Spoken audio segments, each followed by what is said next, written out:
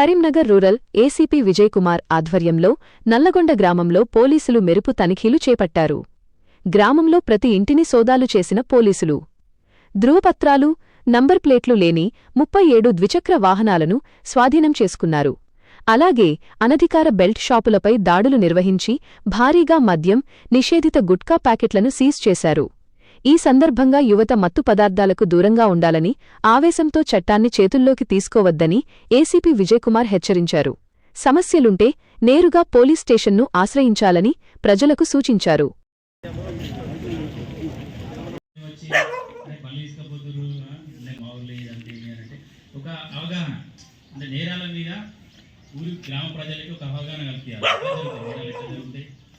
అంటే cyber crime కావచ్చు, ఇప్పుడు డ్రగ్స్, గాంజా లాంటివి కావచ్చు, రోడ్ ట్రాఫిక్ అవేర్నెస్ కావచ్చు, కూడా కొట్లాడి లక్షల తప్పు పెట్టుకొని పోలీస్ స్టేషన్లో చెప్పి కోర్టుల చుట్టూ తిరుగుతున్నారు. అలాంటివి ఏమైనా ఉంటే సమస్యకి ఇద్దరు కూర్చొని పరిష్కరించుకోవాలి తప్ప దాన్ని పెద్ద చేసుకొని అనవసరంగా ల్యాండ్ ఆడి విశ్వసించుకోవద్దు. అంటే కొట్లాడుకొని